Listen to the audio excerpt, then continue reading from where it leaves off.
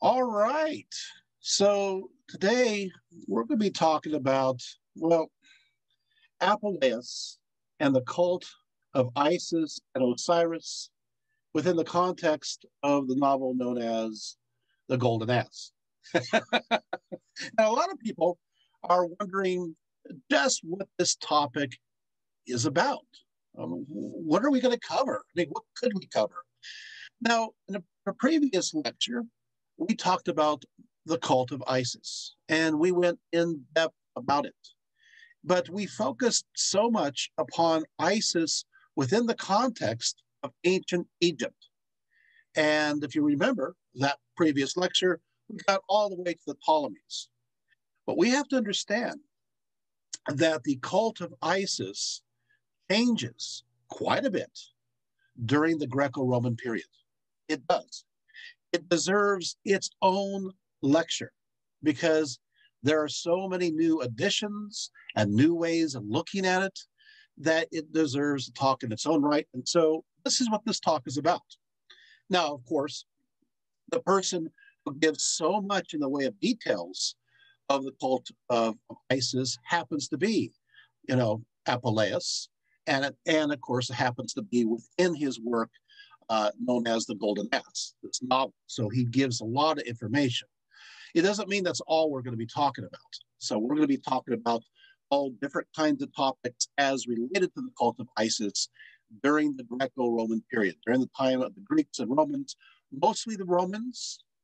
And we have to understand that there's some new phenomena going on here that are going to make us reread the cult of Isis. One of them, of course, will be understanding what is known as mystery religions, sometimes called mystery cults. So this trend becomes popular right after the time of Alexander the Great. And so this form of religion incorporates itself and mixes with the cult of Isis. And then also another movement that mixes in is philosophy. Specifically in this context, the philosophy of Middle Platonism. And it turns out that Apuleius and Plutarch before him, who he does use his writings most likely, are both Middle Platonists. They're not early Platonists, they're not Neo-Platonists, they're Middle Platonists. And so these ideas converge together along with other aspects of popular culture during the Roman Empire and transforms the cult of Isis, something that's so different. And yet, I want to make sure that you know that we are going to go into so many details that you can almost visualize a belief system. Okay, so here we go. Apuleius, his life, he was born around 124 CE, died around 170. He didn't live that long, right? As I said, he's the author of the Golden Ass, also known as the Metamorphoses, right? He arrived from a prominent family, and in fact, his father was a provincial magistrate, but his father died and left him and his brother with 2 million sesterces, which of course made him really rich and financially independent. In fact, it enabled him to focus more upon his education. So isn't that great? I mean, he can now not worry about working. he gained a fortune as a result of his inheritance, he and his brother. And the thing that he wants to do most of all is get an education. And so he goes off to Carthage, gets an education there. Next, he goes off to Athens. At Athens, he studies Platonism, well, specifically Middle Platonism. And then Apuleius continues on to Rome, where he studies Latin rhetoric and Roman law. And finally, he returns to Carthage again. So he was extremely interested in religion as well as philosophy, and he was initiated into many mystery cults, quite a few, including the cult of Dionysus and a cult related to Asclepius. In fact, the cult in relation to Asclepius, he actually becomes a priest within it. So it is fair to say that Apuleius knows mystery religions really well because he is definitely directly a part of it. And he also becomes the provincial priest of the province of Carthage. So there you have that. Okay, but education costs a lot of money, even then. And so when he returns, basically to Carthage, he spent it all on education. Apuleius then decides to, this is where it gets colorful. You're thinking, okay, this is your typical, biography. We've heard this before. Now it's going to change. Guy's broke. He's got no money. So what is he going to do, right?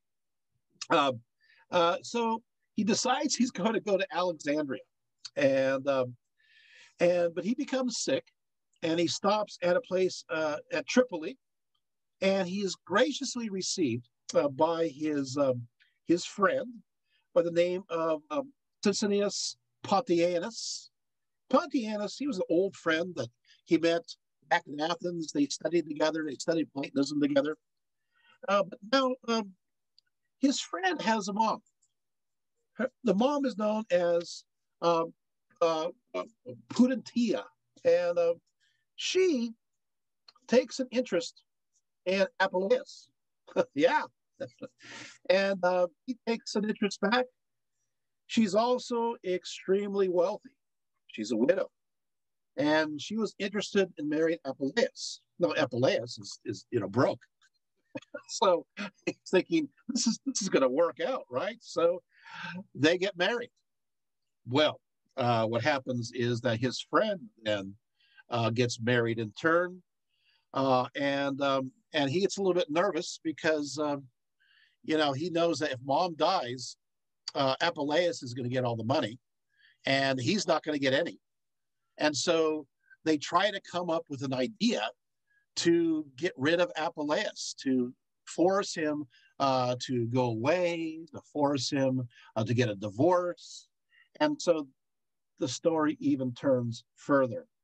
They accuse Apuleius of practicing magic, of using magic and charms to entice his mom to fall in love with him, and so she didn't really like him. But Apuleius, he did his magic and caused her to just fall head over heels in love. And so that's what happened. And so he takes this to the court of law.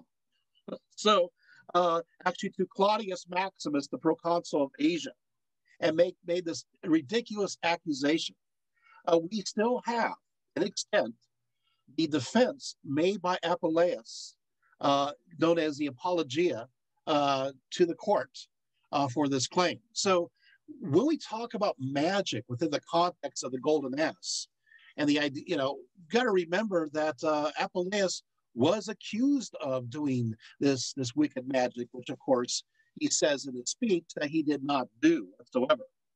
Okay, so Apuleius then he gained the mom did pass on. He did get the money, and he was very active in public life when he returned back home to Carthage.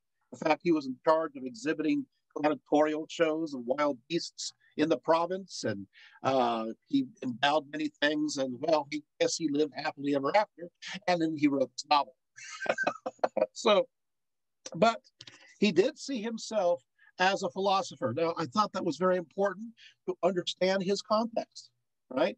You kind of know about him a little bit more than you expected.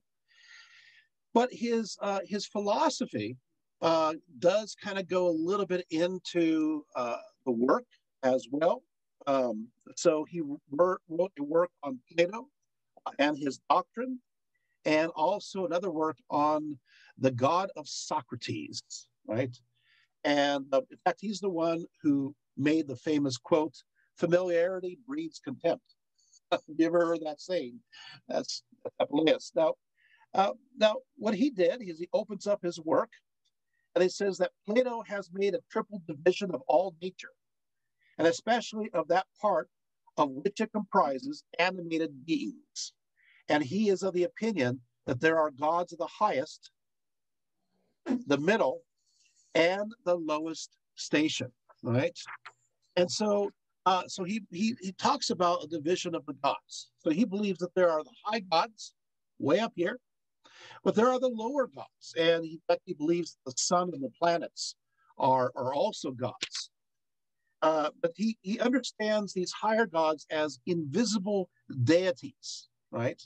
In fact, he writes, there is another species of gods which nature has denied to our sight, and still we may contemplate them with admiration through our intellect.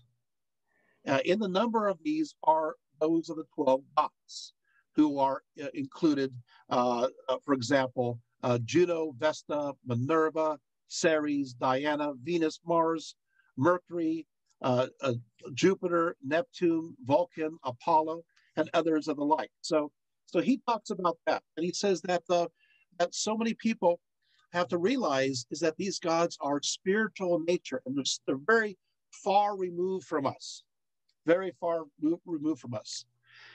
And then beyond these high celestial gods, there is that which is known as the monad, or the one. So he believes that there is the oneness, the monad, and then it becomes these high celestial gods, right?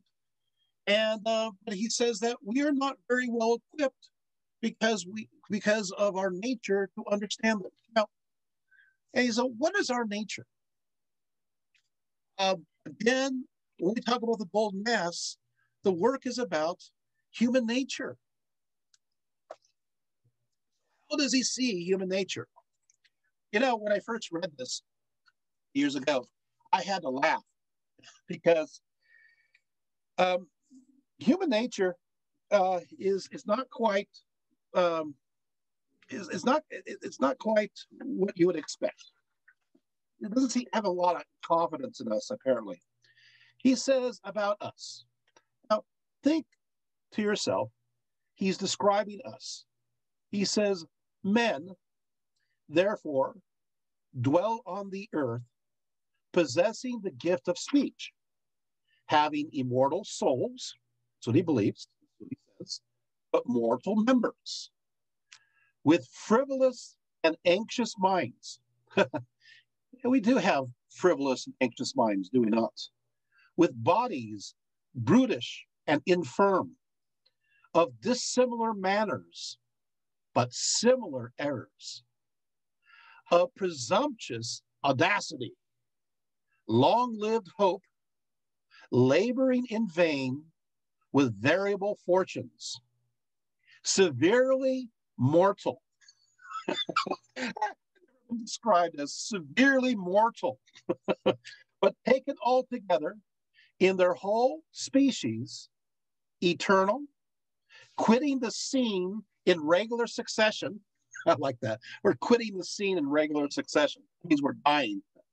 And leaving offspring to supply their place. Fleeting in their time, tardy at gaining wisdom. Wow, some of us, this seems like forever. We just finally figure things out and it's over. And he's all speedy in meeting with death and dissatisfied in life.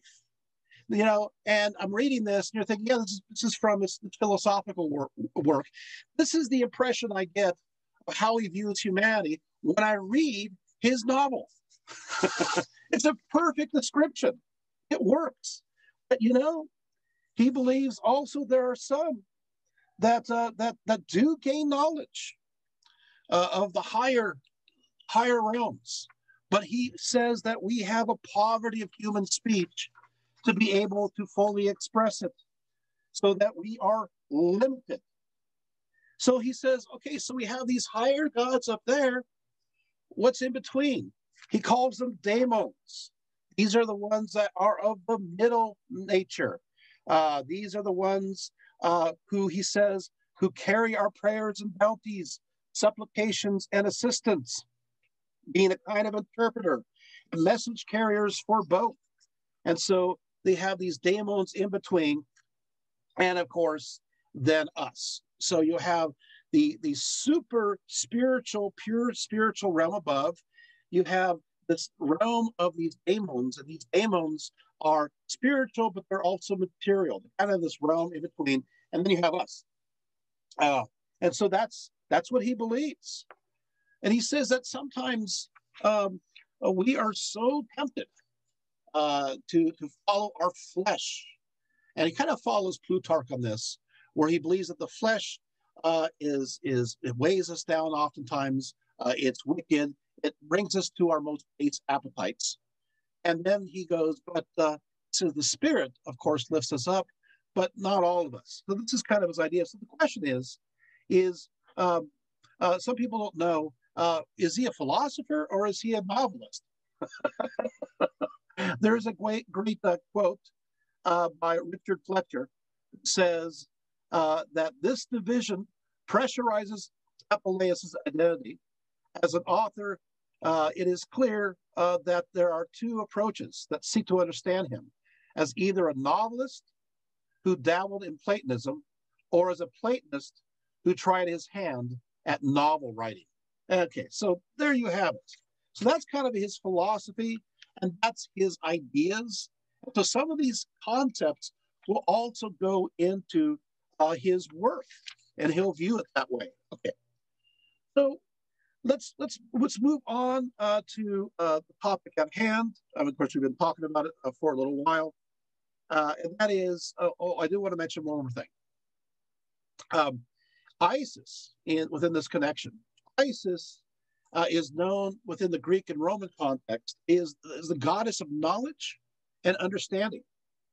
And so she becomes a prime candidate because of this idea of knowledge to the mystery religions emerging at this time.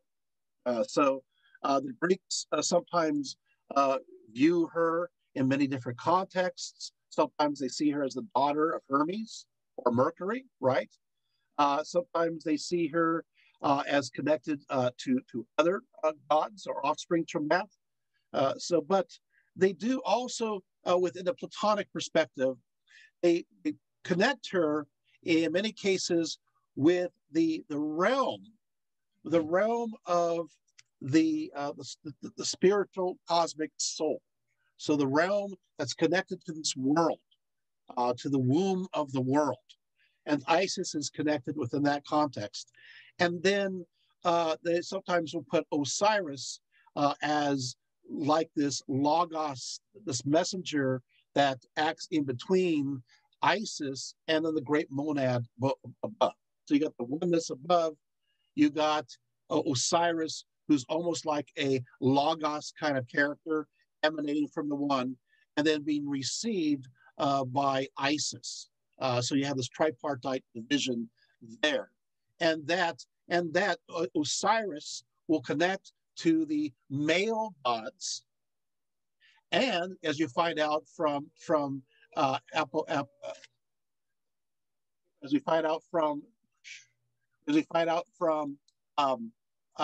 Apuleius, Isis is connected to the other goddesses. So you have this connection. Okay. Moving right along. Okay, so Plutarch states who the Isis discloses the divine mysteries to those who are truly and justly, and have the names bearer of the sacred vessels and wearers of the sacred robes. These are they who within their souls, as though within a casket, bear the sacred writings about the god, clear of all superstition. So the idea is that they emphasize the idea that this belief system is not about being superstitious. Okay, a few moments on the mystery religions, mystery cults, because this is another feed into it. Mystery cults, as I said before, come about during the time of Alexander the Great. Maybe even before that time, but really become popularized during that period of time. And they're known for certain features. What happens basically is that the Greeks and others spread to areas that are beyond their knowledge, in many cases, beyond their cultures, and beyond their city states. It's a very uncertain kind of situation, right? Because if you're born in Corinth, you worship Aphrodite, or if you're born in Athens, you worship Athena, Ephesus, Artemis, and so forth. But you're just kind of born into a religion. Well, now you're just kind of thrown out of this context. The other thing is that many of these are going to marry people who are of other different belief systems. I remember Alexander the Great forcing, or actually asking his troops to take Persian wives, and there was a great celebration. And so what will happen is that the question becomes, well, what is truth? What is it that we want? What is what we're seeking? And so there's going to be this hybrid kind of belief system where mystery cults, number one, are in a sense, they are exotic in character. So they're not Greek or Roman in appearance, but still Greek and Roman in reality. And this again will connect to the cult of Isis. What do I mean by that? Basically, it's this. It's like, hey, you know what? To attract people to a certain belief system, you got to make it look exotic and exciting, right? So look at the mystery cults, right? You're going to have, you're attracted to the cult of Kybele, the great mother goddess of Anatolia. Ooh, that's exotic. And yet when you look into it, there's a lot of Greek and Roman ideas that are centered to it, but it looks exotic from the outside. Or what about the Persian cult of Mithras, right? Again, the same kind of thing that's going on, right? What about the there's of course a paraborium of the Kybele cult, right? Something out of that one. What about the cult of Isis, right? Hey, it's Egyptian in outer trappings, but its heart starts to be Greek in many ways, right? So they're exotic in the exterior, but still have some relevance to Greek and Roman rituals. They are spiritual in nature. So they focus upon the soul. They focus upon our soul and where it goes. And by our actions, we determine where it goes. So the soul can transform, right? Number three, these mystery cults focus upon salvation. The person can be saved from immediate harm in this life and will be given a happy afterlife. So it's about salvation. So far, by the way, the cult of Isis fits all of these, right? Next, of course, the number four, the mystery cults are about have mystery initiations. Mystery initiations, and we'll be talking about mystery initiations in a little bit. I like to call it status dramatization, right? So that through a transformative process, the person changes one's station in life. One changes one's fate. One, in a sense, is able to defeat fate, right? And have a new destiny. And so the cult of Isis will have this. And there's different kinds of initiations. Like for example, the Kybele cult of the parabolium. They put you in a pit, and they cover it over with some grating, and then they sacrifice a bull on top of it, and the blood pours down upon you. And hey, you're good for another 7 years. So you have that. You have the almost like the zodiac hopscotch for the Mithras belief system as you go through these initiations. In the Eleusinian mysteries, you're going to have a situation where they're going to have a baptism with a pig, and your evil goes on to the pig. So there's like this transformation going on there. Most of these initiations have a sacred meal. The cult of Isis has this too. It has a sacred baptism. It has meals. So yes, it's also a personal religion. So you make an individual choice. I can't emphasize it enough.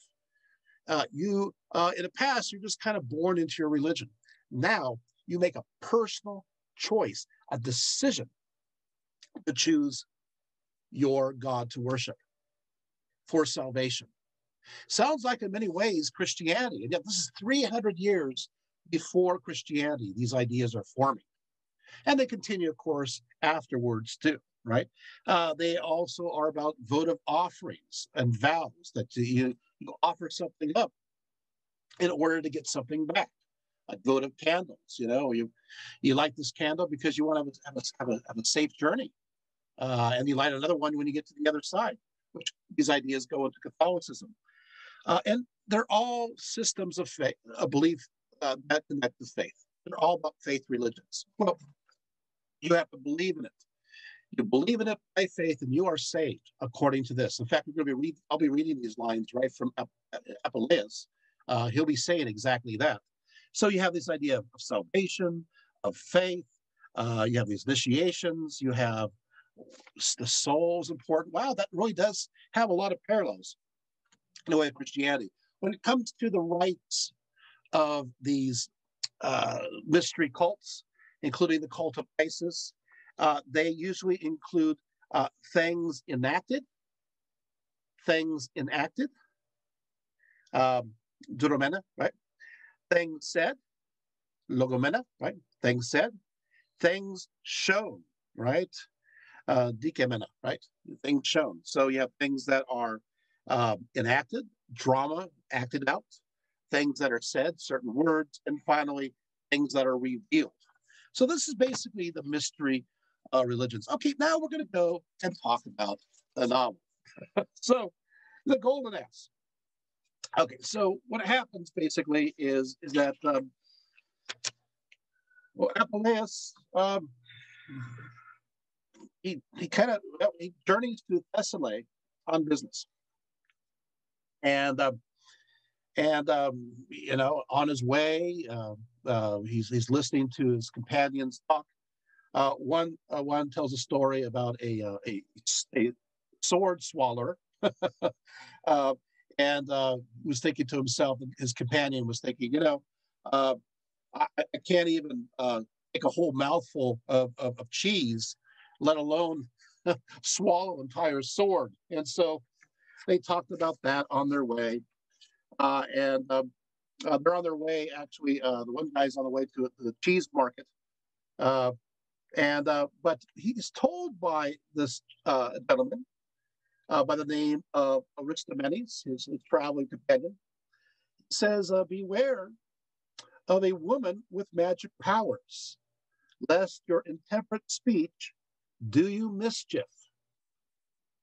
He then speaks of a particular innkeeper that he met, describing her as a witch or enchantress, who he says whose divine powers are able to lower the sky, to halt the globe, to make fountains stone, and to melt mountains, even to raise the ghosts and summon the gods, extinguish the stars, and illuminate Tartarus itself.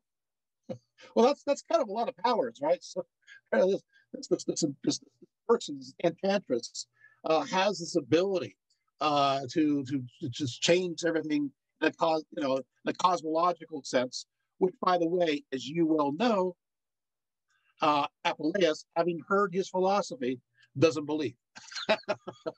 Okay, so it's not okay. And it's interesting because we look at the word that he uses that our translators will use as witch or enchantress. And the word is for a while, he used the word lame, as lame. Wait. So basically, these are like mortal women that turn into demons and are enchantress in the sense, in a succubus kind of sense. So not quite any definition that we use witch. It's not really that, because this is somebody who's using negative magic, and there's a demon in them. So that's different. So those who are doing good magic, he's not talking about that. Why? Because he himself is interested in aspects of good magic, the author himself, as opposed to a character. So even though he got accused of bad magic, he didn't view it that way. Now that you know his history, we're going to have him get in trouble here. Okay, he also said that she can make all men fall for her, and not just locals, but people from India and Ethiopia. All right. He mentioned that one of the lovers that she turned into a beaver, right, and bit off his own testicles, and another he turned into a frog, right? You know, another one, she was jealous of this lady, and so she sealed up this lady's womb, and she was pregnant, and she's still carrying the baby, and it was now the size of an elephant. Obviously, this is ridiculous. Yeah, no, this is not going to happen. But this is his way of writing. Anyway, so the narrator believes the tale, and he wants to learn more about magic. He's curious. Curiosity really does kill the cat. And I have to say that he does make an ass of himself. Get it? Okay. So he does. Okay, sorry. So he arrives in Thessaly, and he goes to a place called Hypatha, and he stays with a certain Milo, who's a family friend, kind of a miser, and his wife, Pamphily. Pamphily, also, he stays with Photis, who's Milo's servant. Now, Pamphily is considered a witch, or an enchantress, or one of these lamii, right? In fact, what happens is that he goes into town the next day. He meets his aunt, and she warns him that Milo's wife is an evil enchantress and will kill Lucius. You know, he'll kill him. But in fact, he does all kinds of interesting magic, according to his aunt. He says they call her first amongst enchantresses, mistress of every kind of fatal charm, who by breathing on twigs and pebbles and such like can drown all the light of the starlit globe in the depths of Tartarus and plunge the whole world into primal chaos. Okay, so she's considered kind of powerful. No sooner does she spy a handsome young man than, captivated by his looks, she directs her gaze and all her desire toward him.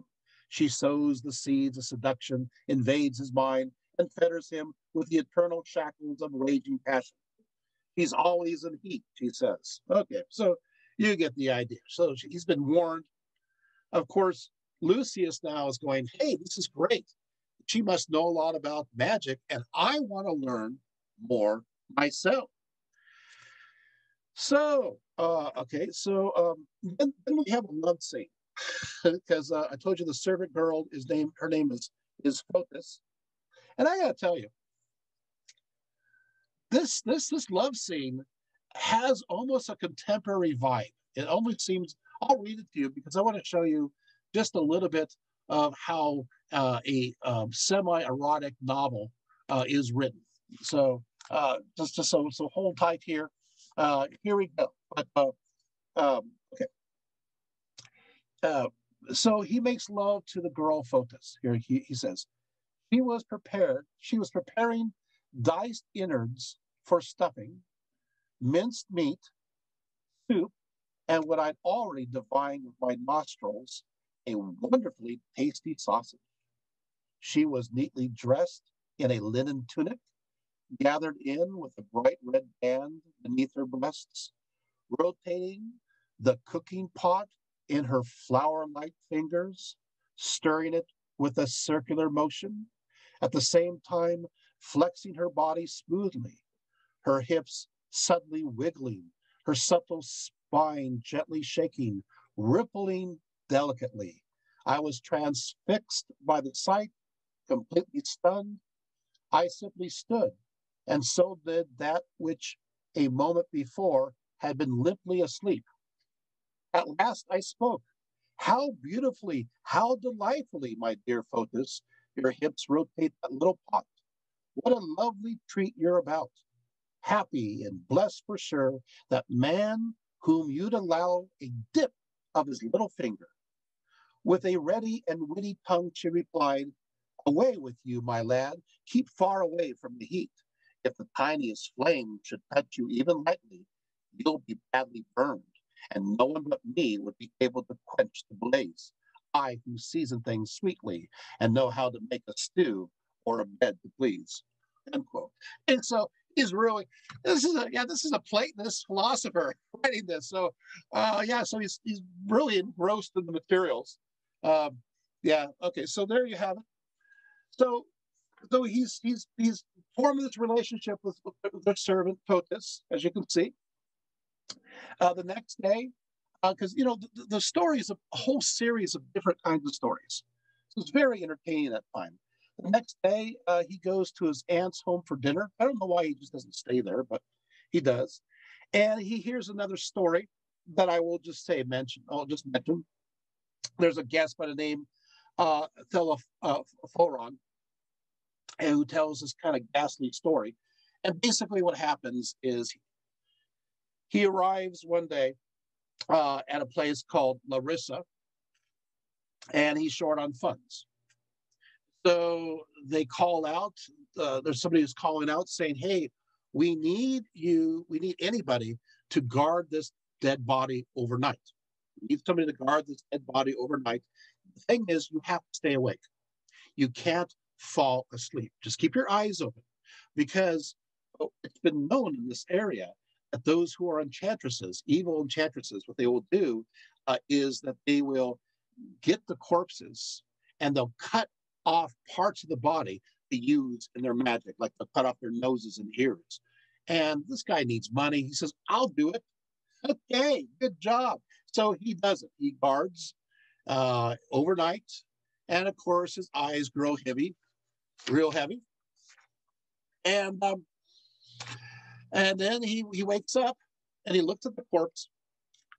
It's fully preserved. Oh, good. What a relief. Nothing happened. And the family comes out and thanks him, and they're ready for burial. It looked like it's going to be a great situation. And then suddenly an Egyptian seer shows up and says, no, that's not what happened. He fell asleep. And there he's all acting like, I didn't fall asleep. Look, the corpse is untouched. He's like, yeah, but you know what? The corpse has the same name as you. And so when the witches called the corpse, you had fallen asleep and you responded, and they took you in and they cut off your nose and they cut off your ears. And they're all, look, I have my nose and I have my ears. Yes, they put clay ones to replace it. And all of a sudden, he reaches his ears and they come off. They're clay and his nose goes off. He's like, no, I'm deformed. Yeah, and so and then he grew his hair really long, and he, and he put a fake nose on, and that was revealed. These are the kinds of interesting stories, right? So, meanwhile, Milo's wife, the enchantress, she's able to turn herself into a bird. He is curious, so he finds out from the servant, the one that he was making love with, he finds out that she says, or she claims that she has the secret. So Photis gets the remedy, and he rubs it over him because he thinks he's going to turn himself into a bird and fly away, and then of course come back again. So he threw off his clothes, right? He says, I plunged my hand eagerly, large dollops, and smeared my body all over. And he's actually said he started flapping his arms up and down. And all of a sudden, my soft skin hardened to a hide. My fingers and toes merged with hands and feet, squeezed together into individual hooves. And a long tail shot from the tip of my spine. Now my face was enormous, my mouth immense, my nostrils gaped, and my lips hung down. My ears, too, were ludicrously long and hairy. The only consolation I found in my wretched transformation was that though I could no longer embrace Photis, at least my member had grown. Okay, so something's on his mind. Anyway, so now he's definitely made an ass of himself. And so, unfortunately, Milo is now, sorry, long story short, is that Lucius, he's an ass, and thieves take him from the house, and he suddenly has all of these adventures and misadventures. And we have tons of stories that we're not going to say, but there's lots of stories about ghosts and spirits and all kinds of things. The tales, the tale of the wife's tub is kind of interesting, right? Here's the story where she's making love to this guy. Of course, the husband comes home pretty fast, unexpectedly, and so the lover hides in the tub, and the husband says, "You know, I'm going to sell that tub, an old tub, for 6 drachma," and she says, "Well, I've already sold the tub for 7 drachma," and in fact, the guy who bought it is inspecting inside. Of course, they lift it up, and there's the lover, and he's like, "Yeah, I'm here to buy it." Oh, okay, so these are the kinds of stories that we hear. The murdered miller, interesting stuff, and he has all of these adventures and misadventures. And finally, though, he's he realizes he was told that one of the remedies would be a red rose at one point, but he doesn't seem to get the context right. Now we enter in to the story of the of Isis entering into the situation. So what happens is that he realizes he goes to Corinth, and then he goes out to the port there, Century, right? He goes out there, and he is tormented by fate. And so he decides that I need to purify myself. So, because I've been doing all these kinds of things, he's been having some interesting misadventures, and I need to purify myself. And so what he does is he puts himself, and he goes as an ass 7 consecutive immersions in the sea. So he throws himself in the water, and he ducks himself 7 times. He offers a prayer to the Queen of Heaven, and he asks her to help him out. And all of a sudden, something happened. In fact, he said, "Then my face was wet with tears. I prayed to the great goddess, Queen of Heaven, whether you are known as bountiful Ceres, the primal harvest mother, who delighted at finding your daughter, Proserpine, again, abolished our primitive woodland diet, showed us sweet nourishment, and now dwell at Eleusis," which, by the way, is connected to Eleusinian mysteries, right? Or heavenly Venus, who at the founding of the world joined the sexes by creating love, propagating the human race in endless generation, or worship now as the sea-girt sanctuary of Paphos, or Diana, Apollo's sister, you who relieve the pangs of countless childbirths with your soothing remedies, venerated now at Ephesus, or dread Proserpine herself, she of the night cries, who triple-faced combats the assault of spirits, shutting them from earth above, who wanders the many sacred groves, perpetuated by a host of rites, O light of women, illuminate every city, nourishing the glad seed with your misty radiance, shedding that light whose power varies with the passage of the sun in whatever aspect, by whatever name, with whatever ceremony we should invoke you. And he goes on, he says, rid me of this foul, four-footed form, restore me to the sight of my own people. Okay, so what happens? Well, what happens is he sees an apparition. Well, actually sees an apparition, he sees a goddess, So, and here we have a great description. He says, I had scarcely closed my eyes when a divine apparition appeared, rising from the depths of the sea, her face worthy to be adored by the gods themselves. Slowly she rose till her whole body was in view. shaking herself free of the brine to stand before me, a radiant vision.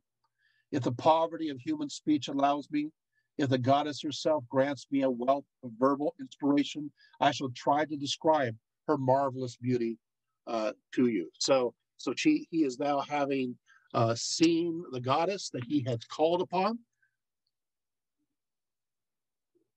after he had immersed himself 7 times.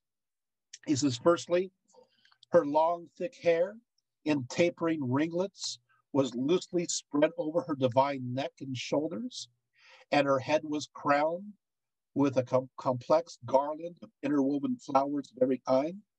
At the center, over her brow, a flat disc like a mirror, or rather a moon symbol shone with brilliant light. Coiled vipers reared from the right and left her of her coronet that was bristling with erect ears of corn. Her multicolored robe was of the finest linen, gleaming here pure white, here a saffron yellow, there flaming red rose, with a woven border flowing with flowers and fruit. And what dazzled me the most of all was her jet black cloak, with its full sheen wrapped gleaming about her, slung from her left shoulder, knotted at the breast, and sweeping over her right hip. It hung in sweetly complex folds down to a tassel fringe. Along its border and over its surface fell a scatter of glittering stars around a full moon center, breathing fiery rays, and she bore a host of emblems. I mean, this is a pretty dazzling sight. But she is connected here also with the stars, right? In her right hand, she held a sistrum, right? Which is obviously, this is a strip of bronze curved in a loop with small rods across its width, right? And of course, now the word sistrum, that's it's Latin. It derives from the Greek term for the Egyptian rattle, sistron, which means to be shaken. But I like the Egyptian term. The Egyptian term for sistrum basically is a word that sounds like what it represents. The word is shishishit, and of course shishishit. So the word sounds like, you know, how it sounds like when you are shaking the sistrum. I find that fascinating. By the way, the other word is sekum, which means power, like as in sekhmet. So just kind of throw that one in for fun, right? From her left hand, a boat-shaped vessel of gold and asp, and of course, she makes her own declaration. In her declaration, she says that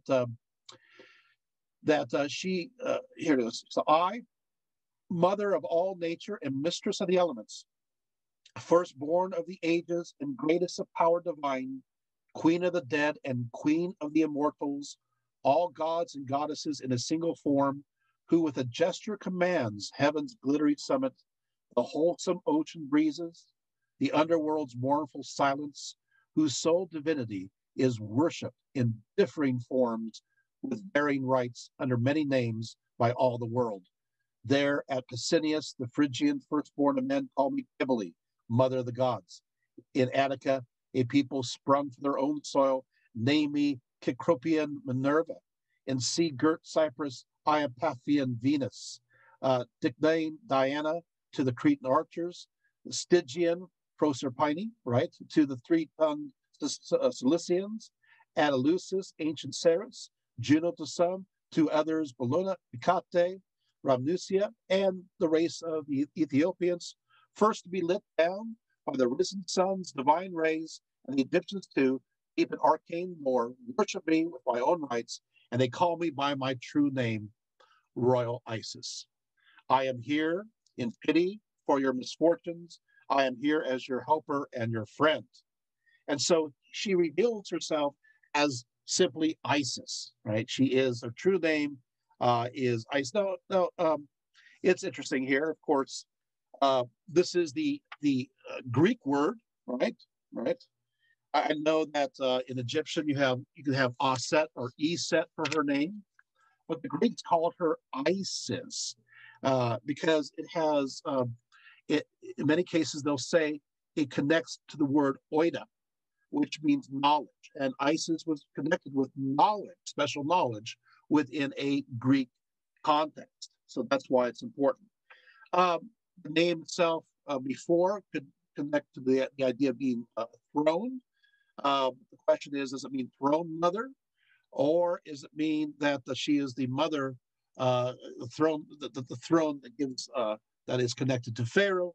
There's lots of controversies that are over that. Okay, so here we go. Now we're on to the mystery cult aspect. So right away, we're getting there. Here we go. It says, so she wants to cure him. But she says, remember one thing clearly, though, and keep it locked deep within your heart. The life that is left to you, to the final sigh of your last breath, is pledged to me. It is right that all your days be devoted to she who graces returns you to the world of men. Under my wing, she says, you will live in happiness and in honor. And when your span of life is complete and you descend to the shades, even there, in the sphere beneath the earth, you will see me, who am now before you, gleaming amidst the darkness of Acheron, queen of the Stygian depths, and dwelling yourself in the Elysian fields. You will endlessly adore me, and I will favor you. Wow. So here we go. So mystery cults or religions, the idea is, you believe in me, you gain salvation. It's pretty obvious here. Real obvious here, the promise. But look, it's also has a promise of happiness. Now, this is a joyful thing, a happy life here on earth. If you pledge, you make a promise to me, right? Okay, so what will happen is that soon the revelation ended, and of course soon the dark shades of night were dispelled. A golden sun arose, and at once a crowd of triumphant believers thronged the streets. And not only was I in my secret joy, but the whole world seemed filled with such happiness that the creatures, the skies, the very houses themselves seemed to radiate joy from their shining faces. So what's going up here? Wait, and I'll read one more bit. It says, so the holy revelation ended, and the invisible goddess withdrew into her own being. Instantly, I was freed from sleep and leapt up, bathed in sweat with feelings of fear and joy, filled with utter amazement at this clear manifestation of the great goddess's presence. I splashed myself with seawater, reviewing intently her series of potent commands. So what is going on here is that he accepted this pledge to follow her. And of course the idea is that how is she going to cure him? Well, she said that there will be a priest in the procession dedicated to her that will have a rose, and she will communicate through a dream to that priest that he's to look for this ass, and when he takes that rose, he will be restored. Okay, there it is.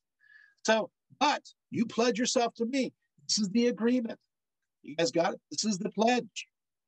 So we're looking at something that's fascinating, looking into this, and you realize, wait, you never usually hear about this, that within Greco-Roman religions, you have this idea of what you accept this particular goddess, you pledge to this goddess, and this goddess is going to give you eternal life and happiness and bliss, and this person's feeling joy, and it's like, wow, this is a full conversion experience, right? Very okay. So, what is this procession, right? What is it? No, it is known as the Isis Navigator, right? The Isis Navigator is held on around March 5th.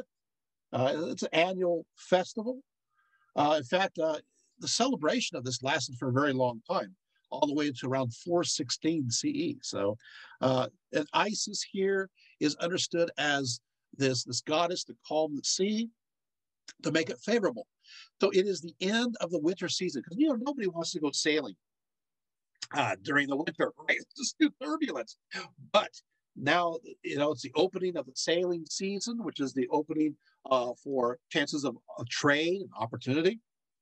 And so many people who are followers of Isis, what they would do is have a procession from the Isis temple to the sea, this great procession with all kinds of things going on. And then, of course, fill a boat or boats with various gifts and offerings, and then float it out into the waters. So the Isis will give favorable winds and of course, the wonderful currents for the sailing season. So that's kind of the idea of it. Processions, of course, this is where, of course, Apuleius is going to run into this priest to change him. So, okay, so now we're going to go into some details of this procession. So the first part, you're actually going to hear details, and it's not just from Apuleius. I'll read Apuleius. I actually have other sources. For example, I have Philokalus, who wrote around 345 CE. I have his work as well. So what I'm going to be doing is I'll be talking about this procession in detail, but only using lots of sources, kind of putting it together so you can visualize what this navigative was like.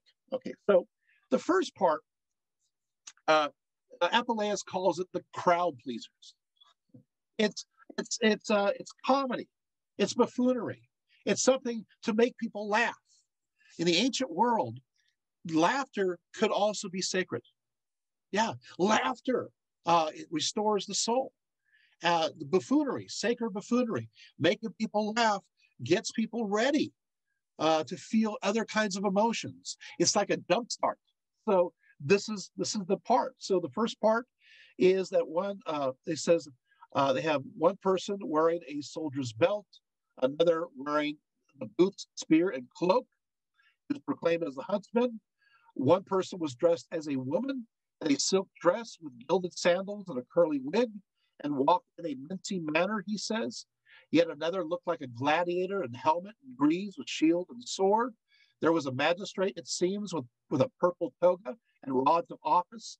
And there was a philosopher with a goatee beard and a cloak with a staff and woven sandals. Here were a brace of long poles. There's a fisherman with line hooks. There was a tame bear dressed as a housewife, borne on a chair. There was an ape wearing a Phrygian straw hat and a saffron robe. And there was an ass with wings glued to its shoulder, with a decrepit old man on its back, and claiming that it was Pegasus. I mean, people are just laughing. This is great. This is so fun. And so they're getting ready. And he says, behind the laughter-loving crowd pleasers, the procession proper was ready to take place. Okay? So we have the laughter. Now it's time to get serious, right?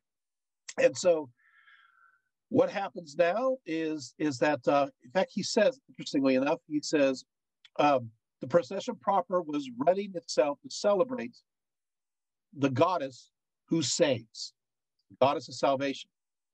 And of course, there were women in gleaming white. Women are wearing gleaming white, garlanded with flowers of spring, rejoicing in their various burdens. They had mirrors fastened to their backs to show their obedience to the goddess who would follow. They sprinkled the streets with pleasant balms and fragrances. After them, you have the light bearers, because she was the goddess of light. Now, I didn't mention this, I skipped this section earlier, but she's known as the goddess of the moonlight. So she reflects the light of the sun, but she's the great lunar goddess. Hence, that's why her crescent was on her forehead. But now they want to focus upon her still as this goddess of light. And so the next part of the procession after these ladies who are making everything smell really good, right? Everything's getting perfumed. So after the laughter, now you have the perfuming. After that, you have those who are bringing light. It says these are a throng of men and women carrying every means of shedding light, he says, such as torches, lamps, wax candles to honor the source of the celestial stars. Beautiful, right? Of course, as you know, Isis was connected to the stars. She was the goddess Satit, right? Which is connected to Sirius, the dog star, called Sothis by the Egyptians, right? By the way, Apuleius, who another writer, basically talks about the same thing, into this playful masquerade of overflowing populace. The procession proper now marched its way. Women gleaming in their white vestments move with symbolic gestures of delight. Yeah, the same thing, the same kind of idea. Carrying combs of ivory, went through various caressive motions of combing and dressing the queenly tresses of their lady, or they sprinkled the street with drops of balm. So there you have it. What follows after this? So you got the laughter, you got the perfuming, right? You got the light. What comes next? The musicians, of course. Yeah, the musicians with their pipes and flutes, they appear. In fact, it mentions also the temple pipers from the temple of Serapis were also there. This is what Apuleius says. By the way, Philocalus says the same thing. Next came the musicians, interweaving in sweetest measure the notes of pipe and flute. And then a supple choir of chosen youths, clad in snow, right? The snow white tunics came singing a delightful song. And then, of course, with a song that connects to the muses and so forth. And then, meanwhile, there was mentioned by this source saying a number of officials kept calling out, "Make way for the goddess! Make way for the goddess!" So, kind of like the security guards, right? So, as this procession's going forth, there are people on the sides going, "Make way for the goddess! Make way for the goddess!" Making sure the crowds don't overdo it. After that, a mighty throng of men and women of every age and rank, and these are the initiates of the sacred mysteries, right? And they poured on behind, their linen robes shining radiantly, the women's hair in glossy coils under transparent veils. So their hair is in these glossy coils under these veils. The men's heads closely shaved and glistening, the earthly stars of the great rite. And so there you have it. So women have their hair in coils and under veils, and men look like me. I guess I look appropriate for the day, right? Do it up. All right. So now I got to say that the veil is very important to Isis. And so female followers were expected to, on holy days, to wear this veil. And of course, this idea connects to Isis herself, and basically says one inscription: "I am all that has been and is and shall be, and no mortal has ever lifted my mantle." You have also this idea is that she is virgin-like, virginal in some cases. You have the idea that she's created the universe even without Osiris. Some versions of their beliefs. Just kind of depends, right? Male members, of course, were expected to shave their heads because it was connected, according to Plutarch, connected to mourning. When you're mourning somebody, you shave your heads, and so you're removing your hair in a sense as an offering to Isis, and that you have renounced your previous life, and she has given you new life. That's the idea behind that. When it comes to the linen garments, I will say this, that you don't wear cotton because Isis doesn't believe in wearing anything that's connected to the animals at all, against that. So linen was the way. But other than this ritual, typically the outfits were very colorful, very, very, very beautiful, and multicolored. Okay. So anyway, moving right on. After that, you had people are shaking the sistrum, and then of course, as time goes on, they start to bring the sacred emblems, right? But before that, you have a palm branches waving, right? And then you're going to have towards the end a priest. The priests arrive, and towards the end, they carried an ancient image of the great goddess in the lap of the priest. Had this on the lap of his robe. And he says, not in the shape of any beast, wild or tame, or bird or human being, but inspiring reverence in its skill, working by its very strangeness, being the ineffable symbol somehow of deeper sacredness, to be cloaked in awful silence. Formed as it was of gleaming gold after this manner, it took the form of a little hollow urn, its surface engraved with Egyptian hieroglyphics, with a rounded base, an extended spout opened slightly like a beak, and a broad curving handle at the opposite side extended backwards deeply, from which an asp, coiled in a knot, reared its scaly, swollen neck on high. So now we have that which is seen, that's shown, the sacred emblems. This is part of the mysteries. We don't know fully what this means, and we're not supposed to know, because this is all shrouded in mysterium, right? And now, amongst these priests, arrives that priest. That's right. So that priest sees Apuleius, sees Lucius, excuse me. Oh, maybe Apuleius too. Sees Lucius as the ass, and so what he does is he stretches out his hand and held the rose garland level with my lips, and nor did the goddess' divine promise fail. For on the instant, my ugly bestial form slipped from me.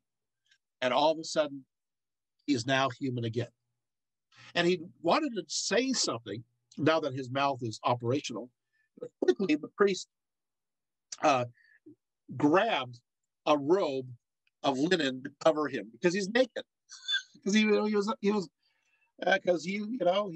ass before. Now he's just showing his ass. So his assets, I don't know. So there you have it. So a quick cover, and now he's covered. Now what will happen here is something interesting, a little bit more, that a lot of people will kind of skip, and that is that through this initiation process, right after this, as he's made his promise, he is a worshiper of Isis. He's not going back on this one. It's not happening. But what happens is that Isis makes it clear to him as follows, right? As well as the others. And of course, speaking through the priest, right? The priest says to Lucius through Isis' inspiration that when it comes to fate, that blind fortune, while tormenting you with imminent danger, has brought you from the throes of evil chance to blessed happiness. Let her vent her rage and fury now on some other object of her cruelty to me. For hostile fate finds no opening against those whose lives our royal goddess renders free to serve her. How could those bandits, wild beasts, servitude, the windings of savage journeys that end where they began, the fear of death renewed each day, how could all they serve fortune's evil turn? For now you are under the wings of an all-seeing providence, who with the splendor of her light illuminates all the gods. Wear a happier face to match the white robe you now wear, and join the procession of the saving goddess with joyful and conquering step. Let the unbelieving bear witness and understand their errant ways. Behold Lucius, freed from his former troubles, delighting in the favor of her mighty Isis, triumphing over fate. So now fate there's again mystery cults. You've now defeated fate. Who's in charge? Well, the wheel of fate has been broken. The goddess is now in charge. He says, now dedicate yourself to the commands of our sect. Accept the burden of your own free will. So, but still, so you have to, so it's a personal decision that you make in complete freedom. And from which, of course, fate is broken. So he joins the procession, and then following that, they get to the sea there, and there's a finely crafted ship decorated with marvelous Egyptian hieroglyphics. Take in a lighted torch, an egg, and some sulfur. The priest uttered solemn prayers with reverent lips and purified the ship thoroughly, dedicating it and naming it for the goddess. The shining sail of this happy vessel bore an inscription, its letters woven in gold, the text of a prayer for a prosperous sailing throughout the new season, right? There's also a gold leaf glittered from the stern, which was shaped like Isis's sacred goose was there. And so the ship, loaded with wealth and with prayers, was sent off, and then they all returned back to the temple. Of course, according to the belief, the Egyptians believe that the Isis temple itself is infused with magical powers. I mean, we even found a London medical papyrus from the 18th dynasty that showed a formula for empowering the walls of these Egyptian temples. It goes, the earth was in darkness, but the moon shone on this papyrus scroll on every side. Yeah. Now, daily rituals, we do know a little bit about them, right? Basically, what happens is there's a representative. First was a pharaoh, and then, of course, there had to be somebody else, like a stand-in. And that stand-in later on is known as a first prophet, right? Under him was a deputy, and under them were those who were known as the servant of the goddess. And they were also connected to prophecy. And then there was, after that, those known as the weebs. What a weeb, right? You want to be a weeb. They're the pure ones, right? And they are the ordinary or common priests.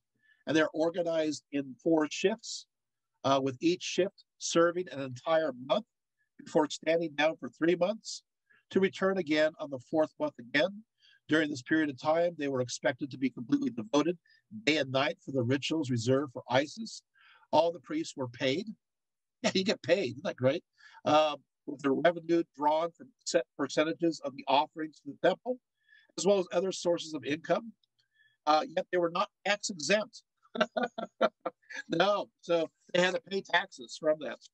And of course, typically a day at the temple was basically at the break of dawn. There's a procession that went to the temple, the high priest in attendance. The high priest was brought, or the prophet was brought to a special room in each temple called the House of Mourning, and which point he purified himself in Natron. Then the high priest entered the temple, ignited the temple fire, and then charged the censer with charcoal and incense. And then following the fire ritual, the inner shrine containing Isis was approached. Its doors still shut for the day before. And then there's hymns being sung before her.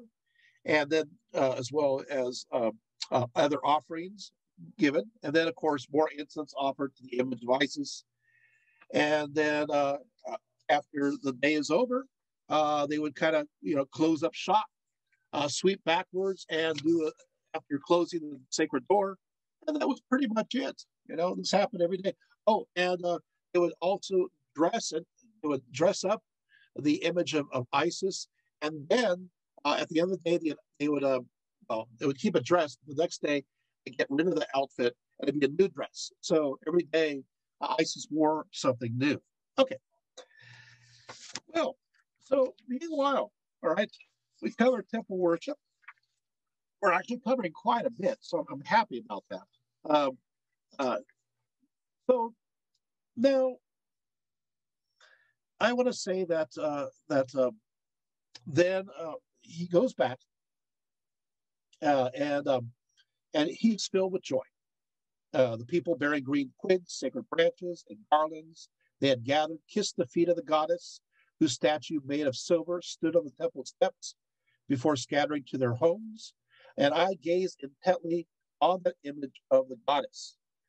Meanwhile, their rumor started to spread that he was brought back and to life, because his family thought that he was gone. And you know what? It's kind of a sweet moment. But his family, his friends and blood relatives, ceased mourning, and they came to greet him. They're so happy that he's alive after all, right? And then, of course, he took a room in the sacred temple itself. But he did have this need or feeling that he wants to be initiated, but he wasn't sure if he wanted to commit to abstinence, you know? He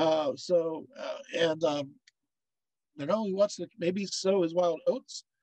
As time goes on, he starts to succumb to the diet, very strict diet. Basically, you get no fish, no mutton, no pork, no onions. You can't eat cow meat, right? You can, of course, there you have it. So he starts to start the diet, but he then decides, okay, I really want to be initiated. And he tells the temple priest that, but the temple priest says, no, you got to have a dream that enables for that to happen.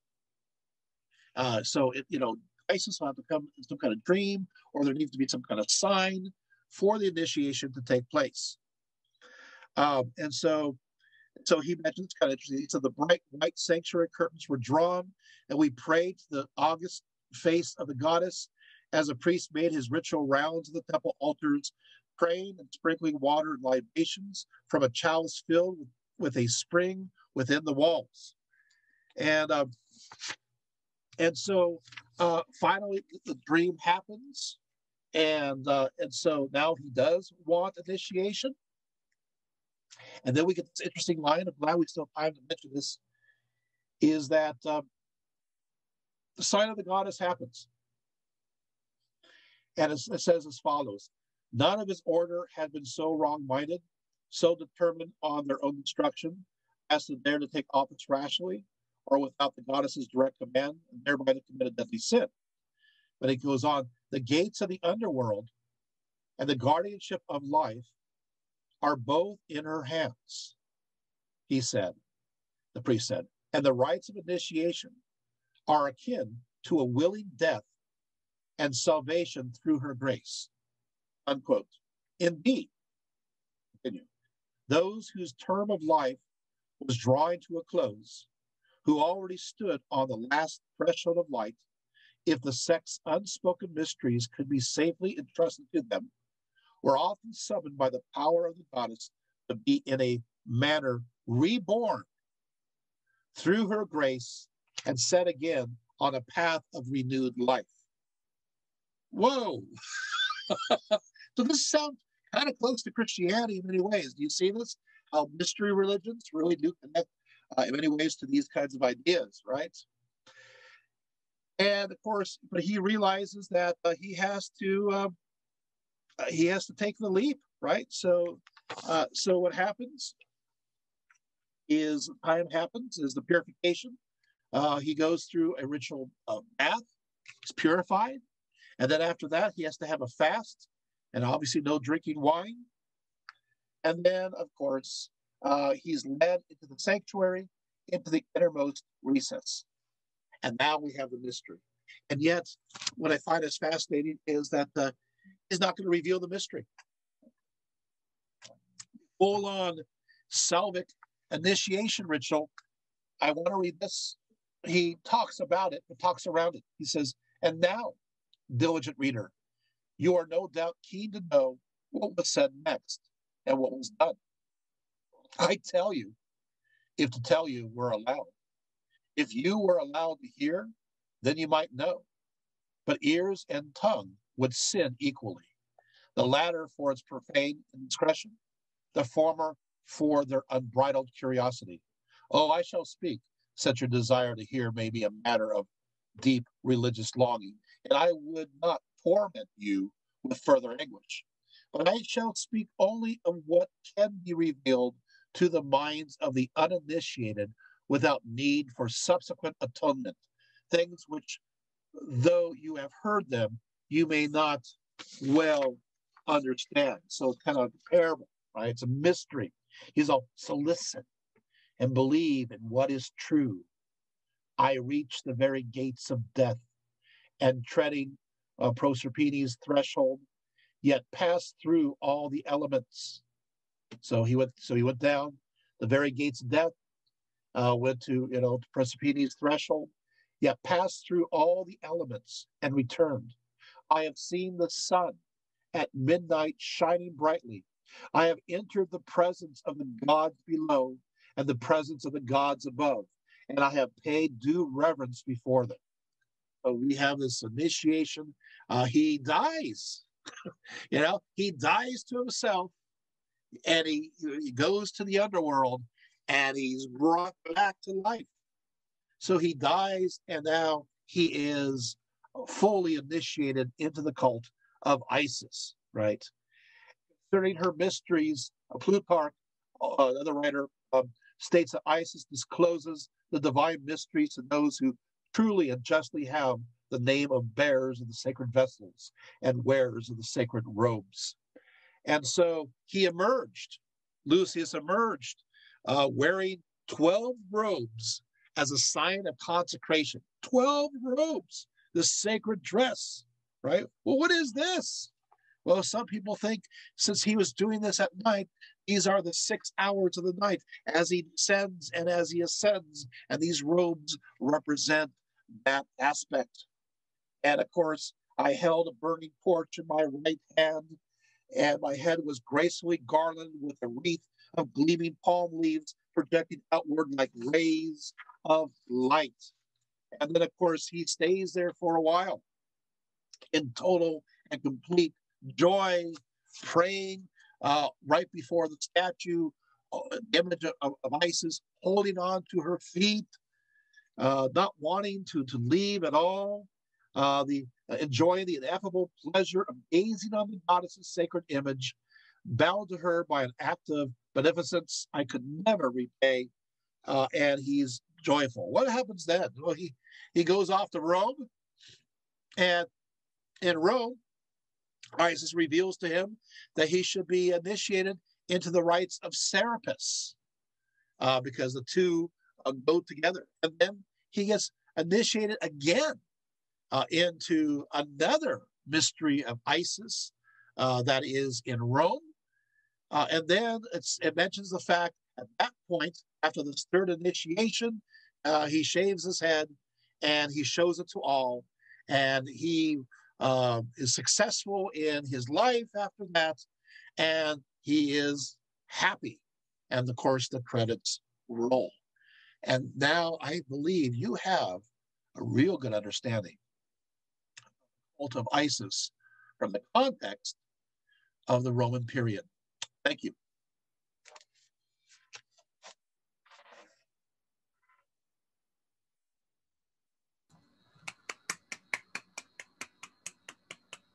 There you go.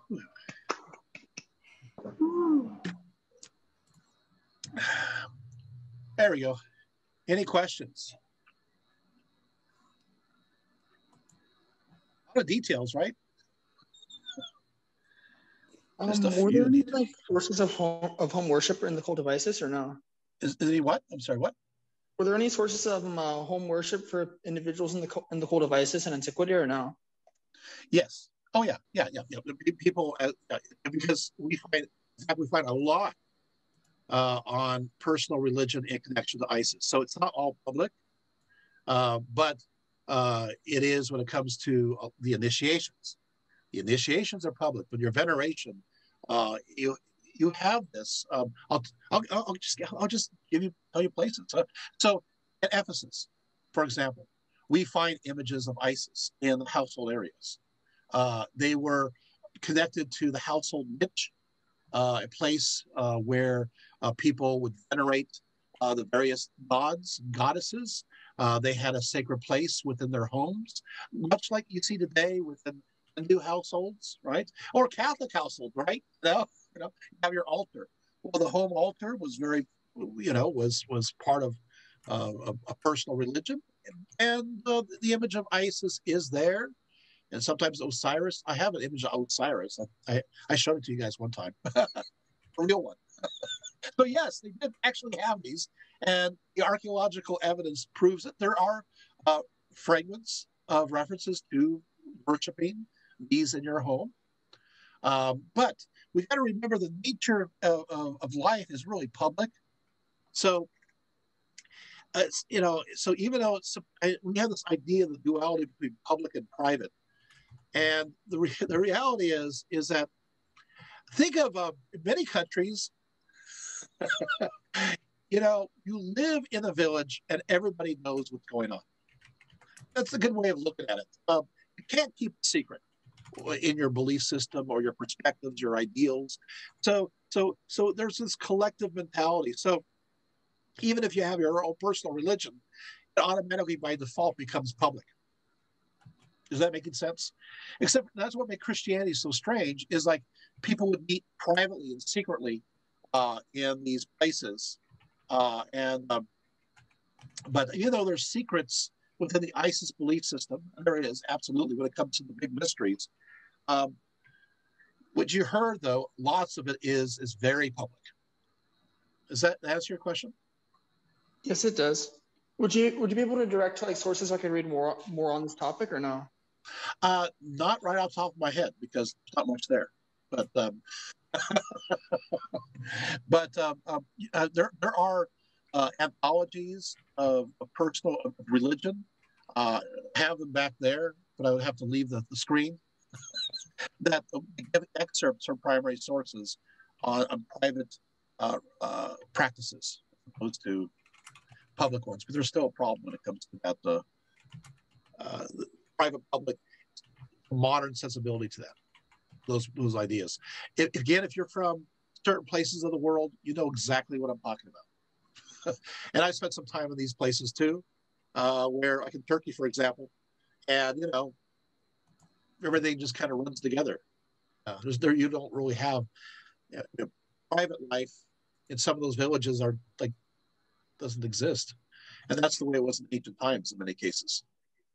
Yeah. Was Dorian the absolute worst mystery cult ever? The Kibble cult? Cybele. Yeah, the little clippies? Yeah. That wasn't a very good one. Well, I shouldn't say it was a very good one. It depended on who followed it and how they followed it. There are various degrees of the Kibble cult. And it really depended upon, if it was the Pisidius one that was brought to Rome, those people that followed that in a direct sense were very few. But there are those people who are initiates, who are, how do I say this? They're initiates, but they're not fully part of living in the temple. And they didn't do any of these strange practices, except for the Tarabolium was pretty popular. And, 7 years after bathed in blood, it was renewed. But yeah, you had those individuals where, for the men, they get to this ecstatic state, and you have the music playing, and they go faster and faster and faster, and they start cutting themselves with knives, and they cut various places of their male member, and then they draw other people into that crowd, and they cut their male member as well, and they end up becoming eunuchs, and they become female, and live in the temple. And so there's that aspect of that's what you're thinking about, right? That one.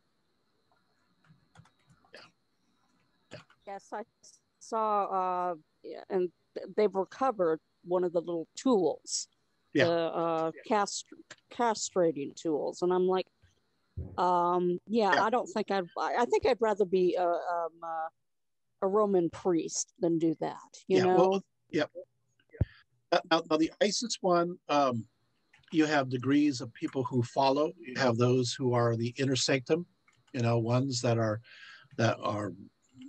follow the dietary rules to a T, abstinence. They are the priests proper. And we saw that procession examples of the kinds of degrees. So you have the everyday Isis worshiper who are going to eat fish, and they'll eat some meat, and they'll eat, and they won't practice all the observances. But the case of Lucius, he is going in deep. He's going to be part of the inner sanctum, so to speak. So it's going to be a little more tough on him. Having said that, a lot of people believe that the cult of Isis was very rewarding as a mystery cult in Roman times. So it was known that, as you heard, it was known to bring people much joy and happiness and celebration and laughter, and so the celebratory aspect of this makes it pretty compelling, to those in the ancient world. So, yeah. Mithras worship, of course, just for soldiers, pretty much. Anybody else? Dorian asked in the chat if you can recommend some more reading on the ancient weebs. Ancient weeds? Weebs. Oh, the weebs. Oh, yeah. I got that from a journal article, actually. So I don't have the source on here, but I can get you that later. Yeah. A store. Yeah. Yeah, that was good. Yeah, the weebs. Yeah. Like I said, I should have had all my sources on me here, but they're there. So, anybody else? I have a question. What did Isis have against cotton? I didn't catch that. Okay, so it's a very strange. I'm glad you asked this question because I didn't have time to go through it. Now I do.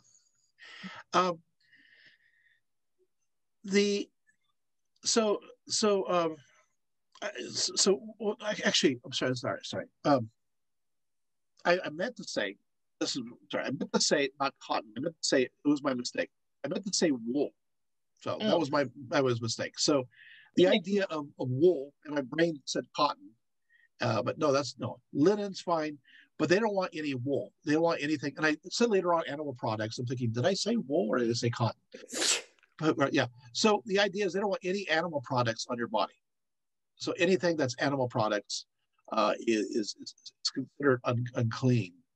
But the other things they talk about is that why would you take on? There's actually some writing talking about this. Plutarch talks about this too.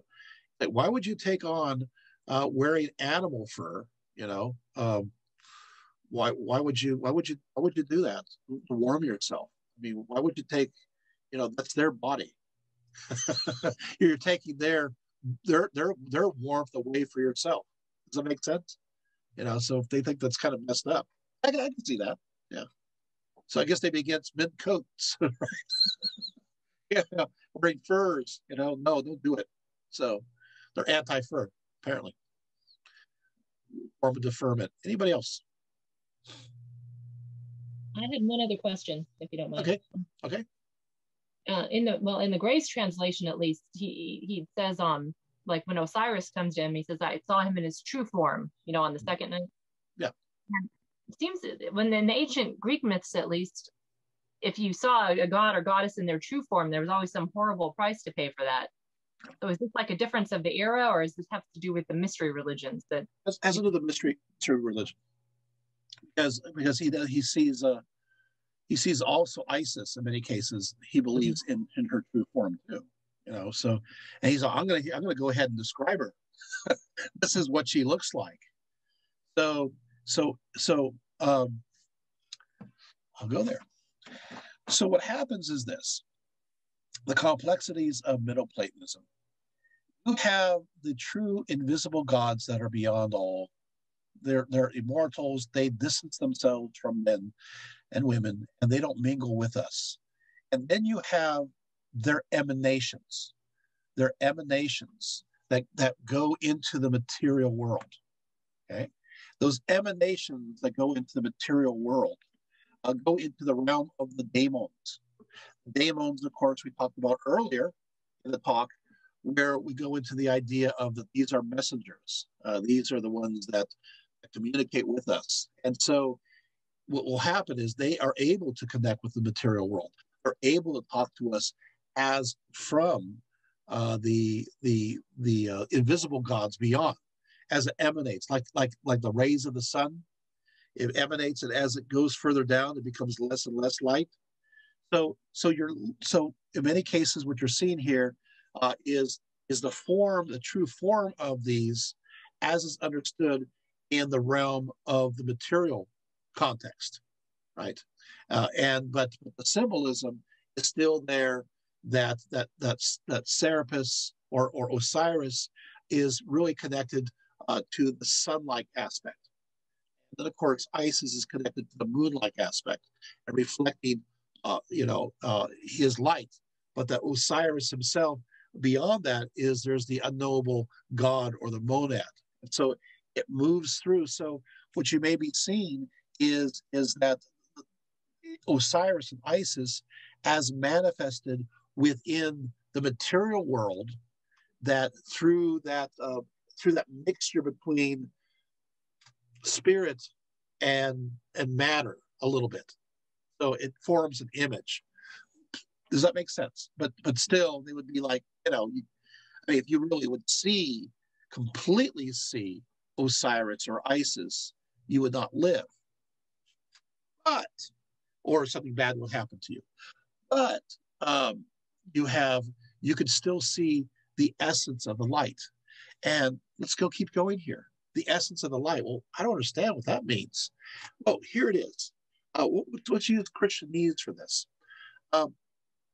You have Peter, James, and John. They're at the Mount of Transfigurations. And they look up and Jesus is there, and they see the radiance of God the Father. They don't see God, because no one has seen God at any time, right? But they see the radiance. That is the uncreated light of God, and they're able to see it with their own eyes. So while you cannot see the Father of God, you can see his radiance and participate in that radiance.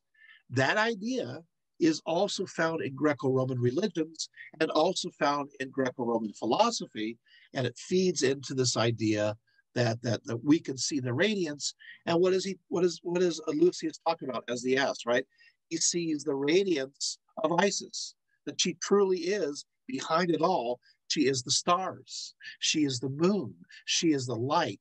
So this is where you have her image is connected to the concept of she is. They're showing lights, right? Various torches or other ways of demonstrating that she is this source of light that we can see, but that transcends from the material to spiritual. Does that make sense? Mm-hmm. Yeah. So there it is. Easy as that.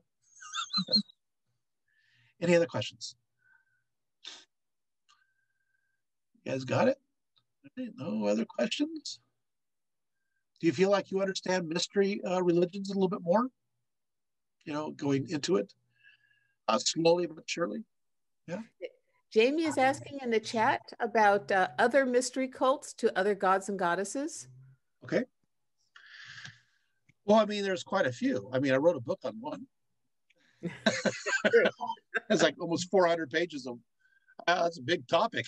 It was a common thing? Yeah. Oh, yeah. Yeah, very common. Oh, yeah. This is very common for mystery cults dedicated to various goddesses. And in fact, included in that, remember Lucius as the ass mentions all these goddesses, and then the response arrives from Isis, and she specifically mentions certain goddesses within the context of the cities that they're worshipped at and who worship them, these goddesses. So yeah, it's a long list, of specifics. Aphrodite is very, her worship is very big at Paphos, right, on Cyprus. And of course, obviously Athena and in Athens, and Aphrodite is pretty popular. There's Elagina, they worship Hecate. Hecate worship was common. We find lots of images of her. There'll be another talk coming up. But people, part of personal religion, we keep finding these little artifacts all over the place within domestic contexts. That means that people have these images in their homes. And in many cases, they are worshiping these or dedicated to them. Yeah. Any other questions? Stacy's asking about the importance of Isis's veil. Oh, good. I skipped this whole section on the veil. I thought I'll never get to it. But now we have a revelation. So I'll go ahead and see what I got here. Strict diet. Now I gotta find it. I got the weebs. Maybe I won't be able to find it. It's a long talk. Yeah. All right, so I'm not seeing it here.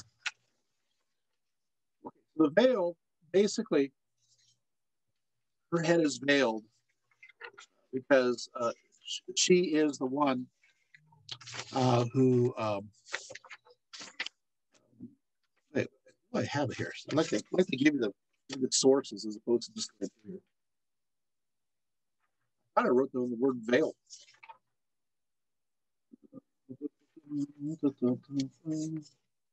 Freedom, transformation, free will.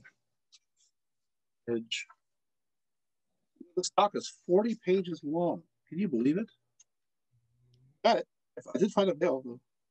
Take it right here. Yeah, let's see. Okay, here it is. Okay. Veil.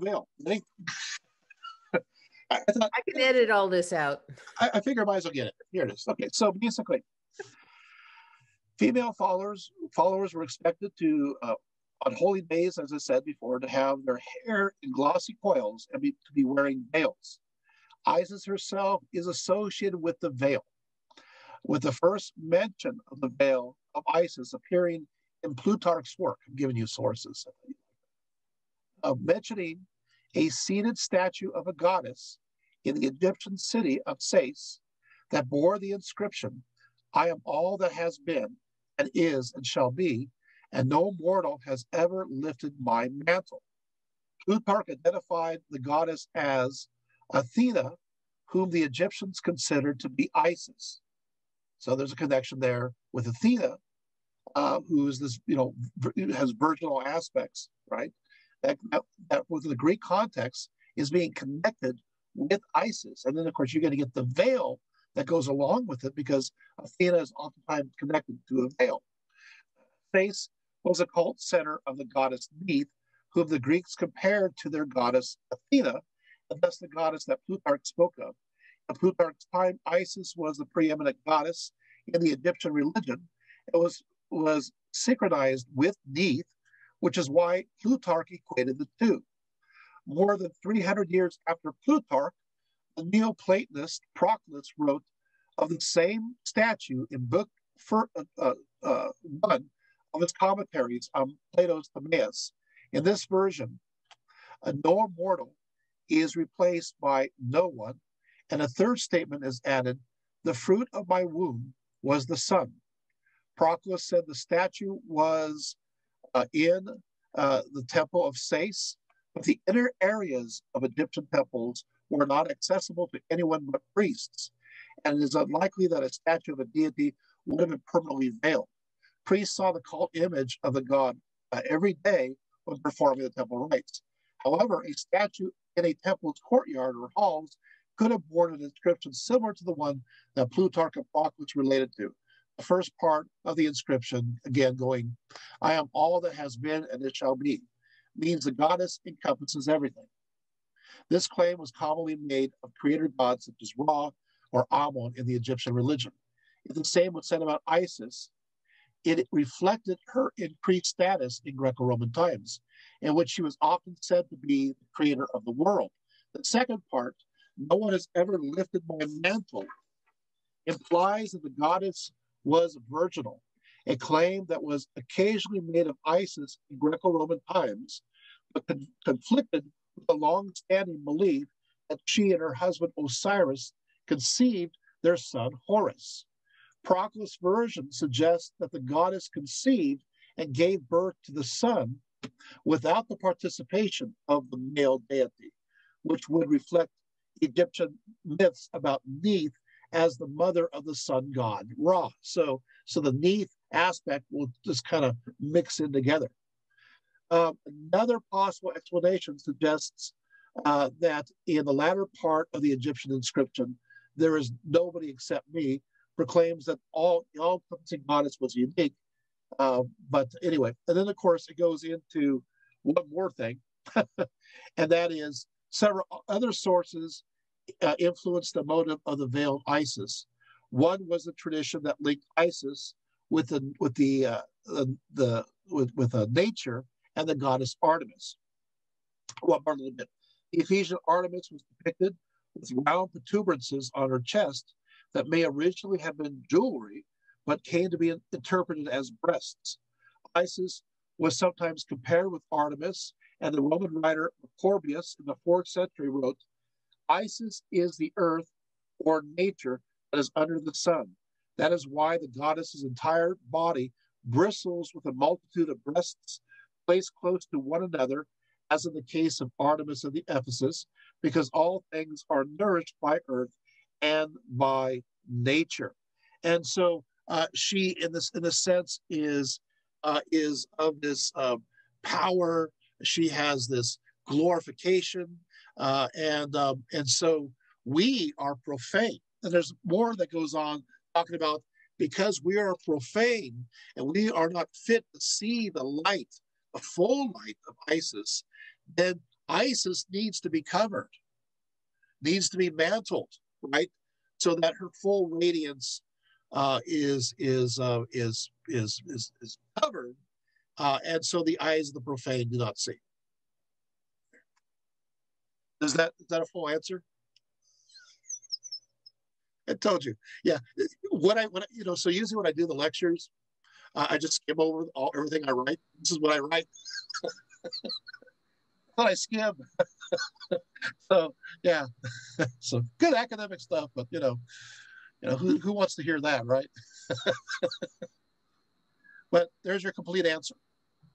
Okay, Stacy is also asking, did women serve as priestesses in her cult?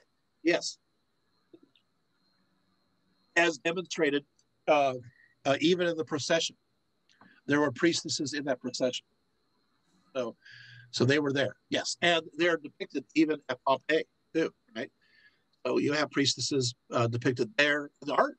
Yeah, so we have images of, remember the priestesses, again, like the followers will have the coiled ringlets and, of course, the veils over their heads. But it also depends on where you're at. This particular one was in Corinth.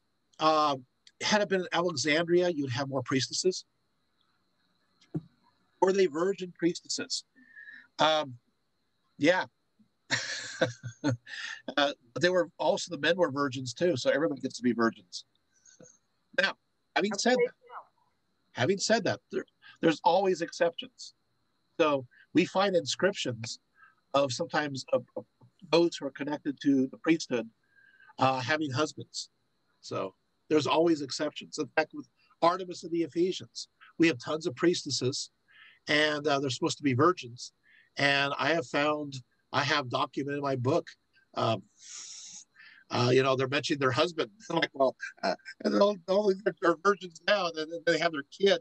Their kid becomes a priestess. So, hey, what happens in Ephesus stays in Ephesus. I don't know. But so does that make sense? So there's always exceptions to every rule. And it does depend on your particular locality, your city, your town, the local culture. Yeah. Yeah, well, you do have different understandings of, but in the Golden Ass, it actually it makes it very clear abstinence, and it makes it very clear he has to be celibate. So now this is, of course, the work was in Greek originally. It was translated to Latin. So I mean, there could be a translation situation, but this source kind of does double duty of the fact that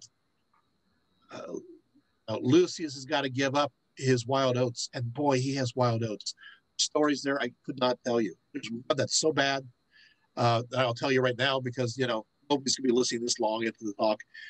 Basically, he becomes part of a circus act, and this rich noblewoman sees his ass, is the ass, and pays money to have intimacy with him, and he enjoys it. And there's these. He does all these other kind of sexual exploits as an ass, so that's why he's doing the. Soon after is when he's throwing himself into the water 7 times. So you can understand that, because it turned out that she was not a good person. She tried to kill her husband. These things happen. Yeah, she was married. So there you have it. Makes you want to read the book. But so in that case, in his context, he's upset about it. There's a section I have in here where I don't know if I want to join, because I don't want to give it up. I don't want to give up sex. And so he's actually talks about it. The fact he doesn't want to. He's like, it's pretty harsh. He has to give it up, but he finally does. And now that's interesting. I want to bring this up too, is that makes it very clear for a fact the men who are priests, no sex for them, who are all the way up, the higher ones. But remember, there are levels. Remember, I told you there's levels of priesthood. So it depends on what level you're a part of. If you're a lower level one, you get married. Don't worry about that. But it's if you're the higher. So there's a ranking system that you go by. Does that help? And the other part is, it looks like men, it was very more restrictive of men than women. That went out there. No more sowing wild oats. It's over. Anybody else? Or except the same person. Any other questions? Okay, so I love this question. This is a good one. Did the followers of the mystery cults venerate the entire pantheon, or just focus on one? It's whatever worked. So we find tombstones in inscriptions with all the initiations of all these different mystery religions that they're a part of. So it's like, I'm an initiative of this belief system, initiative of that one, initiative of that one. So some people didn't just stay with one mystery religion. They just really wanted to make sure that, hey, at the I want to have fire insurance, and I want to go to a happy place, and that means I'm going to join a whole bunch of them. So be it. And so we actually see their initiates in many. And then we also realize that other family altars, they have quite a few, just to make sure. In fact, an emperor by the name of Severus Alexander, you can look this up, Severus Alexander. He had an altar that had multiple gods on it that he worshipped. And he threw on there, I think there was an image of Jesus and Abraham on there, just for good measure. It's like, sure, I'll try the Christian one too. So he mixed it with Hercules and these others. And so so they were kind of collective in that sense. Does that help? So did you have to be loyal to just one? No, but you do get a feeling that those who are further up the priesthood are, right? So if you're a layman, or you're a servant of the temple, but you're not all the way up, you probably have a multitude of various gods and goddesses on your altar at home. But the further up you go, the more serious. When you read the Golden Ass or the Metamorphoses, you get this feeling that the character is just, he's sold out. So many funny. I did a correlation with this one time. It does make a lot of sense. If you guys are familiar with the Hare Krishna, movement. I see a lot of connection between the Hare Krishna and the Isis worship. Think about it. Think about it. Okay, the same forbidden foods. Okay, that's good. When it comes to marriage, when it comes to relations, only for procreation, they have that too. You had the idea of celebration and dancing with different kinds of percussion and singing and jumping and joy and exuberance. This is making sense. You have a lot of that.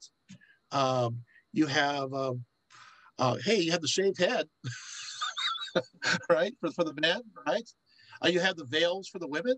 Wow, this is getting pretty scary. I just keep going on there. That list gets longer and longer. Is this making sense? So, but remember, the Hare Krishna does come out of Hinduism, but much of Hinduism is connected to ancient religion.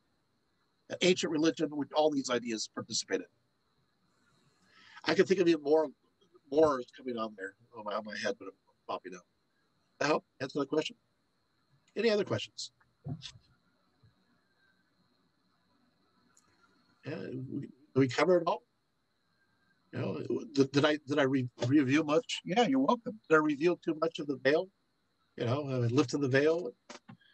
You're seeing it, too much, and again, the other part is that and to go into Laurel's question, is that remember at the end of the procession there have this image, this that's beyond our comprehension of Isis that we don't understand.